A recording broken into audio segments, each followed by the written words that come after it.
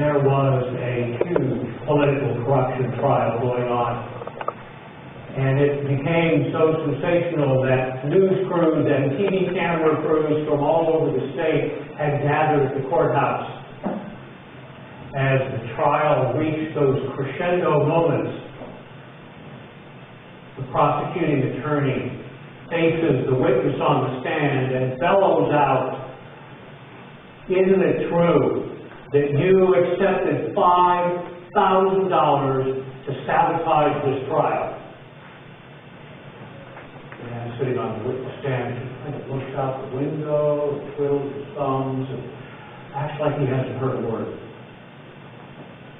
Frustrated, the attorney shouts even louder, "Isn't it true? You accepted $5,000 to sabotage this trial?" The man sits there looking out the window. No reaction at all. The judge leans over and says, "Sir, you absolutely must answer the question." Startled and shaken, the man looks around and turns to the judge and says, "I'm sorry, Your Honor, I thought he was talking to you."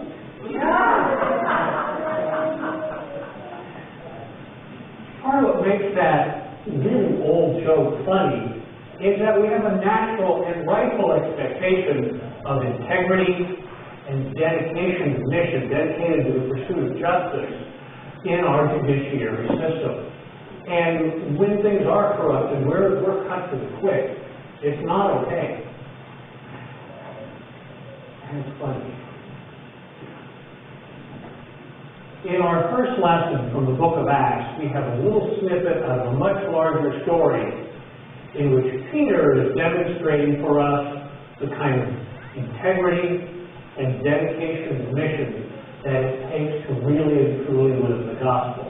He's an example and hopefully an inspiration for us all. The story begins earlier on where Peter is at prayer and has a strange vision.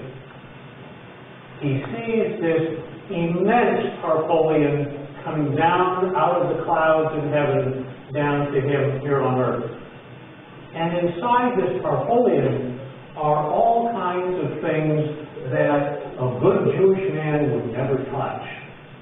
Reptiles, swine, etc., etc.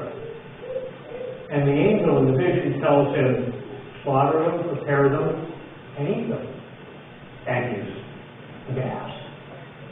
No, nothing unclean, nothing impure by the laws of God has ever passed my lips. This kind of repeats itself, and Peter gets the message from the angel. For God has declared clean, you are not to claim as unclean.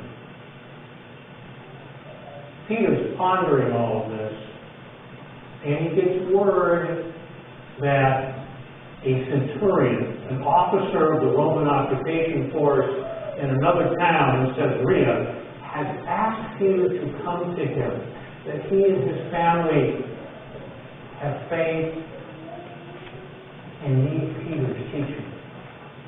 Peter starts to figure it out. God is telling him that it's okay to go to this Gentile's house, this foreigner's house, this practitioner of impure things house, this pagan's house, and bring the message and share the hospitality that the man provides for him. So he gets up, and with his companions, who are other Jewish Christians like Peter, they go. They arrive at the house, and Cornelius begins to tell the story of his own visions. He's a man of faith and devotion. He reveres the God of Israel, prays to the God of Israel. He's had his own vision, in which an emissary, an angel from God, has instructed him to send for this Peter character you've heard about over in the other town. Peter begins to preach, to share the message of the good news. And that's where our story picks up. The Holy Spirit descends on everyone in the house like it did on Pentecost. Even the pagans, the Gentiles, those uncircumcised outcasts. And Peter realizes the rest of the message the Holy Spirit has been trying to get across to him. And he throws out that rhetorical question: can anyone say that these who have received God's presence just as we have should not be baptized? So they're baptized and received and welcome. Peter's example is important and powerful for all Christians. We human beings like to have our lives clearly defined so that we can deal with the challenges in life without any extra angst, any extra concern over it. And that's where the teachings of Jesus, which Peter knew very well, and the personal example of Jesus, which Peter knew very well, come into play, because they give us the guideposts to help us sort things out in life. But the rest of the story is that God still has God's surprises. The Holy Spirit has asked Peter to do something unprecedented, asked him to toss out a lot of what he grew up with and understood as God's ways, and do something very outrageous, to welcome in baptism the uncircumcised, the non-Jew, the pagan. In Peter's previous understanding, it would have been a longer process. First, you become a Jew, you embrace all it is to be a Jew, to be the people of God, quote unquote.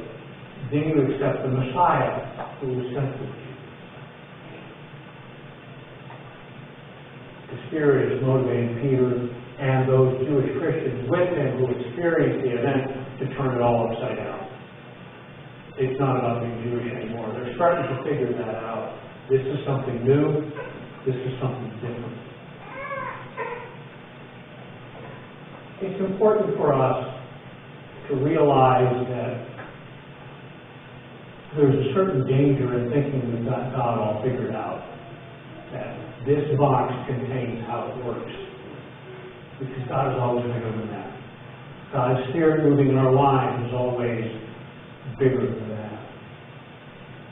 We've embraced as our mission welcoming all who God will bring through those doors to share with us faith and the spiritual journey and the call to reach out to the world around us in suffering and need and be of assistance. To live our mission just as Peter lived his mission, we must do as Peter did. Learn and drink in the teachings of Jesus. Learn and drink in the example of Jesus. Welcome the Holy Spirit, God's presence in our own lives, and the mysterious guidance that the Spirit brings us, tugging and pushing and prodding, and drawing us to step beyond ourselves, to embrace truly whomever God calls to join us, to live truly the love and compassion of our neighbor in practical ways, to live truly the love of one another and share in the spiritual journey, the roadway Christ laid out for us to the kingdom of God, to embrace the mystery and the challenge of allowing the Holy Spirit to dwell within us as God promised, as Christ promised, and lead us along to the things that we don't understand and we can't make sense of, and trusting in God's grace that will come out as God's life. My brothers and sisters, today, let us take Peter's example deeply to heart. Let us follow that example.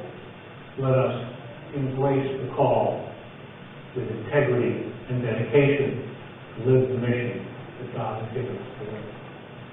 Today is Mother's Day. We celebrate a moment of joy.